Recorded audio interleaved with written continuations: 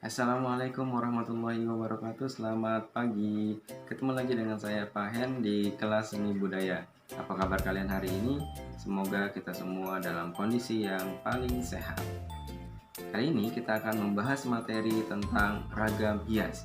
Apa itu ragam hias? Bagaimana caranya ragam hias itu bisa dibuat?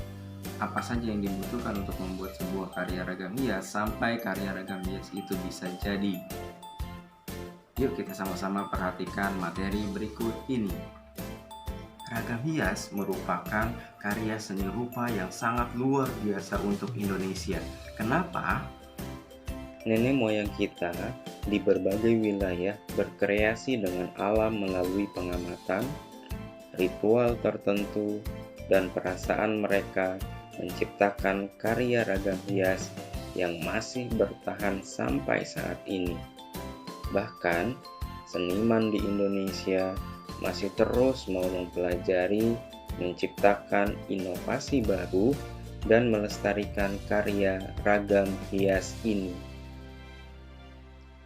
Ragam hias digunakan sebagai simbol yang memiliki nilai-nilai kearifan lokal. Sebelum kita membahas tentang ragam hias, yuk sama-sama kita membahas tentang motif. Motif disebut juga corak. Motif dan corak ini sama aja. Motif atau corak merupakan perpaduan atau komposisi dari berbagai macam unsur seni rupa. Jadi ada macam-macam unsur seni rupa digabungin, diletakkan di dalam sebuah media sehingga menjadi satu karya seni yang utuh.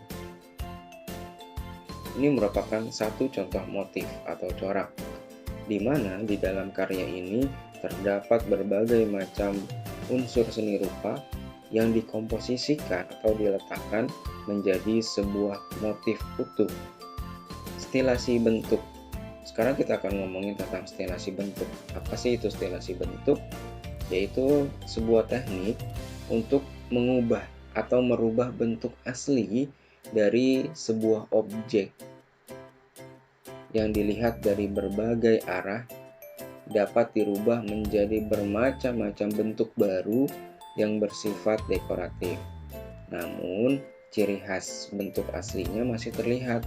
Tidak boleh hilang ciri khas dari objek aslinya, walaupun si objek asli ini sudah dirubah bentuknya. Ini adalah contoh dari stilasi bentuk kupu-kupu.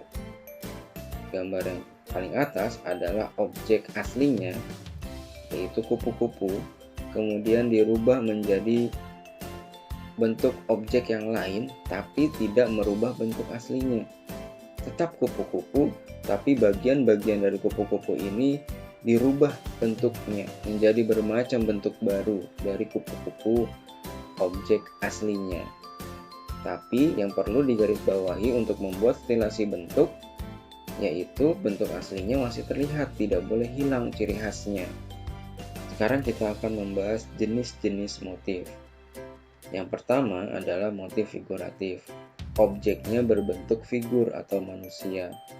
Penggambarannya bisa manusia secara utuh, atau realisnya manusia, atau manusia ini dibuat dengan teknik stilasi, perubahan bentuk. Kemudian yang kedua adalah motif flora. Objeknya berbentuk tumbuhan. Bisa tumbuhan secara utuh atau tumbuhan dengan teknik stilasi. Yang ketiga adalah motif fauna. Objeknya berbentuk hewan. Bisa hewan secara utuh atau bagian-bagian dari hewan atau menggunakan teknik stilasi untuk hewannya. Yang keempat adalah motif geometris. Objeknya berbentuk bangun datar atau bangun ruang. Bisa berbentuk segitiga, lingkaran, persegi, kubus, balok, trapesium. Itu adalah motif geometris. Segitiga, segi 5, segi 6 beraturan, itu adalah motif geometris. Atau stilasi dari bentuk-bentuk bangun datar atau bangun ruang. Kita akan berbicara tentang ragam hias. Kalau kita bedah dari Kata ragam hias terdiri dari kata ragam dan kata hias. Ragam artinya adalah banyak atau bermacam-macam atau ada pengulangan. Pengulangan dari objek yang satu menjadi banyak objek. Kemudian kata hias adalah membuat sesuatu menjadi indah. Karya seni ragam hias berarti hasil cipta karya seseorang dalam membuat sebuah karya menjadi lebih indah dengan pengulangan motif di dalamnya dengan menggunakan pola. Jadi kalau motif itu kumpulan dari banyak unsur atau objek menjadi satu karya seni yang utuh. Kalau ragam hias adalah kumpulan dari beberapa motif menjadi sebuah karya seni utuh. Itu disebut ragam hias.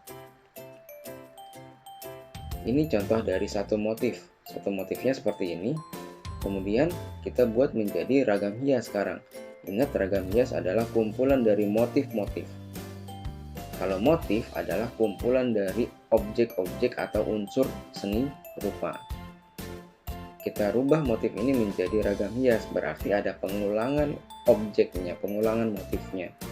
Kalian buat satu motif, diulang menjadi motif berikutnya, diulang lagi menjadi motif berikutnya, sehingga terkumpullah atau banyak motif-motif itu menjadi sebuah karya ragam hias. Ini contoh karya ragam hias, kumpulan dari motif-motif. Tujuan dari ragam hias adalah menjadi tempat curahan imajinasi perorangan ataupun kelompok tentang suatu situasi, cita-cita, harapan, gaya hidup, ataupun sebagai identitas suatu daerah tertentu. Di Indonesia banyak sekali daerahnya. Setiap daerah memiliki ragam hiasnya masing-masing. Makanya, ragam hias merupakan karya seni rupa yang sangat luar biasa untuk Indonesia. Ragam hias di Indonesia dipengaruhi oleh faktor lingkungan alam, flora dan fauna, serta budaya masing-masing daerah yang menjadi ciri khas dari daerahnya tersebut. Yang harus ada di dalam ragam hias, satu, unsur seni rupa. Masih ingat tentang unsur seni rupa? Yaitu titik, garis, bidang, bentuk, warna, tekstur, dan gelap terang. Kemudian harus menggunakan prinsip seni rupa, keseimbangan, proporsi, penekanan, irama, kesatuan. Ini harus ada di dalam karya ragam hias. Ini adalah contoh penerapan ragam hias. Ragam hias itu banyak sekali, bisa ditempatkan di mana saja. Ini adalah ragam hias tekstil yang ditempatkan medianya adalah bahan-bahan tekstil seperti kain, serat. Kemudian ragam hias ukir, medianya adalah kayu, di mana ragam hias itu ditempatkan di atas sebuah kayu atau dibuat dari kayu. Kemudian ragam hias keramik, ragam hias yang dibuat di keramik. Kemudian ada ragam hias arsitektur. Ini untuk hiasan sebuah bangunan, dekorasi dari sebuah bangunan. Ini adalah contoh penerapan ragam hias yang bisa digunakan atau sering kita lihat. Bagian ragam hias. Di dalam sebuah karya ragam hias memiliki bagian-bagian. Yang pertama adalah corak utama. Corak utama ini adalah motif utamanya yang ingin ditonjolkan atau dimunculkan di dalam sebuah karya ragam hias. Kita lihat arah panahnya ini menunjukkan corak utama pada karya ragam hias ini. Bagian yang kedua adalah isen-isen atau corak tambahan atau latar pendukung penghias dari corak utama. Kita lihat tanda panah ini menunjukkan isen-isennya, bagian latarnya. Isen-isen ini bisa berbentuk geometris atau yang lainnya.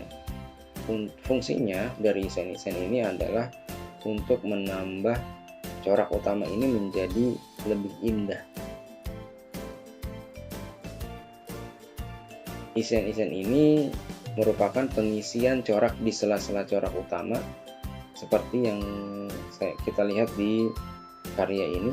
Pada tanda panahnya ini adalah pengisian corak di sela-sela corak utama atau pengisian corak di dalam corak utama, bisa di sela-selanya atau di dalam corak utamanya. Ini disebut isen-isen untuk menambah keindahan. Jadi ada dua bagian di dalam ragam hias. Yang pertama adalah corak utama dan yang kedua adalah isen-isen atau corak tambahan. Kita akan membahas tentang pola ragam hias. Pola ragam hias ini dibutuhkan untuk bisa menata atau mengkomposisikan motif yang akan dibuat menjadi sebuah ragam hias. Kita lihat karya ini, bagian yang dilingkari kuning ini merupakan pola lingkar. Kenapa disebut pola lingkar? Karena motifnya ini disusun atau dikomposisikan seolah-olah membuat sebuah lingkaran. Dan kemudian diulang lagi di sebelahnya, diulang lagi di sebelahnya. Ingat, ragam hias adalah pengulangan dari motif. Motif yang satu dibuat menjadi motif berikutnya sehingga muncullah motif-motif yang banyak menjadi sebuah hiasan utuh. Itu disebut ragam hias. Pola yang kedua adalah pola radial atau terpusat. Pada karya ini yang diberi kotak merah ini adalah pola radial. Objek utamanya adalah bintang ya. Bintang itu semuanya terfokus ke satu bintang kecil di tengahnya. Itu disebut pola radial atau terpusat. Sebenarnya banyak sekali pola di dalam ragam hias. Yang akan kita pelajari, yang akan kita buat nanti adalah pola lingkar dan pola radial atau terpusat. Setelah pola satu motif atau corak jadi, untuk dapat membuat karya seni ragam hias harus dapat memperhatikan jenis pengulangan objek visual. Jenis pengulangan objek visual itu berada di dalam prinsip seni rupa, yaitu prinsip irama. Jika kalian ingat pada pertemuan sebelumnya, prinsip irama ini merupakan pengulangan dari objek, ada yang disebut sebagai gradasi. Terus, bagaimana sih caranya sebuah karya seni ragam hias bisa dibuat? Dibutuhkan yang namanya prosedur atau langkah-langkah pembuatan karya seni ragam hias. Yang pertama adalah kita tentukan dulu tema dari karya yang akan dibuat. Contohnya temanya Jakarta. Kalau tema sudah jadi, sudah ada, sekarang kita tentukan objek atau unsur seni rupa apa yang akan digunakan. Contohnya, tadi temanya Jakarta. Ketika mendengar kata Jakarta, apa yang terpikirkan di otak kalian, di pikiran kalian tentang kata Jakarta? Itulah objek yang muncul. Misalkan, kalau kita mendengar atau temanya Jakarta, objek yang muncul adalah ondel-ondel, Tanjidor, kemudian ada Kerak Telur, ada Monas, dan lain-lain. Itu adalah objek atau unsur seni rupa yang muncul dengan tema Jakarta. Yang ketiga, setelah objek seni rupa kita tentukan, objek apa saja yang akan kita gunakan di dalam ragam hias kita nanti. Yang ketiga adalah membuat sketsanya menggunakan stilasi bentuk menjadi satu motif. Misalkan ada Monas. Monasnya itu dipadukan dengan bunga. Bunganya itu distilasi. Ingat, stilasi adalah merubah bentuk bunganya menjadi inovasi bentuk baru, tapi tidak menghilangkan ciri khas dari bunganya tersebut. Seperti itu. Yang keempat, setelah sketsa dari stilasi satu motif ini jadi, kita siapkan alat bahan dan media yang akan kita gunakan. Alatnya apa yang akan kita gunakan, bahannya apa yang akan kita gunakan, dan medianya apa yang akan kita pakai. Kemudian, setelah semuanya siap, yang kelima adalah menentukan pola pengulangannya menggunakan pola terpusat atau melingkar. Kemudian menggunakan pengulangan jenis apa? Misalkan menggunakan gradasi garis, gradasi bidang, gradasi arah, bentuk, ukuran, value, atau warna. Kalian tentukan pola pengulangannya dan gradasinya menggunakan gradasi apa. Kemudian kita buat sketsa. Dari sketsa motif yang tadi sudah jadi, kita ulang lagi motifnya. Ada pengulangan motif sehingga menjadi satu ragam hias utuh.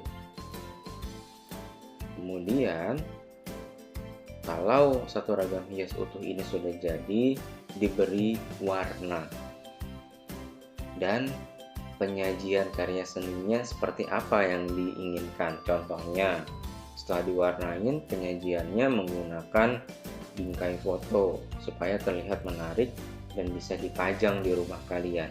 Itu adalah contoh penyajian karya. Sekarang kita akan membahas tentang ragam hias tekstil. Tadi di poin keempat dalam prosedur membuat karya seni ragam hias, yaitu menentukan alat, bahan, dan media. Alat itu segala sesuatu yang digunakan untuk membuat sebuah karya seni. Bahan, segala sesuatu yang digunakan untuk memperindah atau memperkuat dari hasil karyanya nanti. Media adalah tempat untuk berkarya seninya. Nah, ragam hias tekstil ini berkaitan dengan medianya.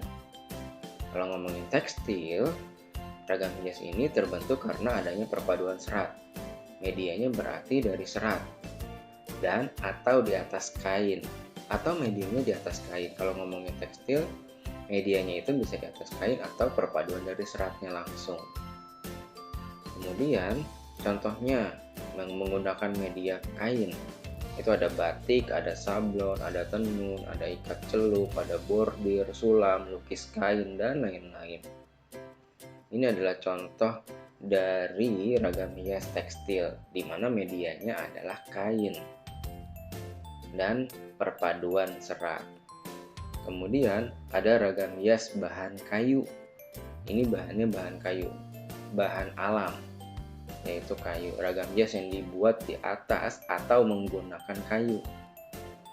Itu contohnya ukir, lukisan kayu, dan lain-lain. Ini adalah contoh ragam hias berbahan dasar kayu atau bahan alam. Ya, itu dia tadi pembahasan kita tentang ragam hias. Kita sudah belajar tentang motif, ragam hias, bagaimana caranya membuat sebuah karya ragam hias, sampai nanti kita akan praktek membuat sebuah karya ragam hias. Semoga apa yang saya jelaskan hari ini, yang saya sampaikan hari ini, bisa bermanfaat untuk kalian dan kalian mudah memahaminya. Assalamualaikum warahmatullahi wabarakatuh dan selamat pagi.